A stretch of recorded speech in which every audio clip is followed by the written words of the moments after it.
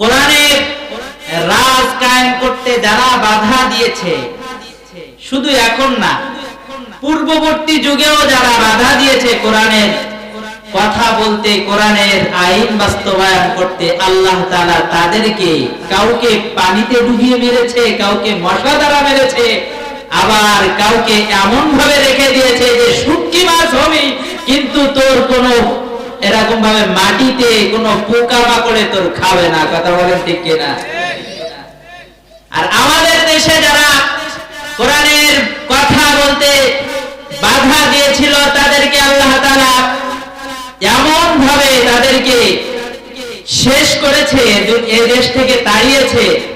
যাওয়ার সময় বলেছিল একটু কথা বলতে চাই, বলছিল কথা বলার সময় নাই। কথা বলেন ঠিক কিনা?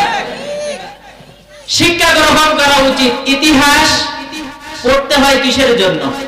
ইতিহাস পড়তে হয় শিক্ষা গ্রহণ করার জন্য।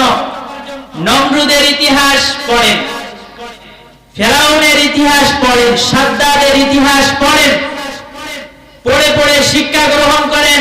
সর্বশেষ শেখ হাসিনার ইতিহাসও পড়েন এবং এর থেকে শিক্ষা গ্রহণ করেন যে আগামী দিন যারা আবার এই মসনদে বসবে, হতে পারে সে আবার আওয়ামী লীগ, হতে পারে আবার বিএনপি, হতে পারে জামাত, হতে পারে ইসলামী আন্দোলন, হতে পারে ইসলামী ঐক্যজোট, যে কোনো দলই ক্ষমতায় আসতে পারেন।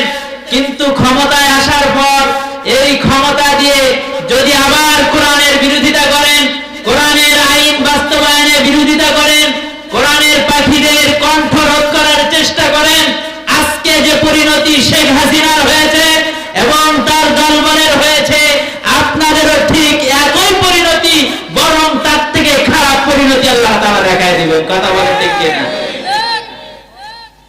এই জন্য স্বৈরাচারী হওয়া যাবে না, জালেম হওয়া যাবে না।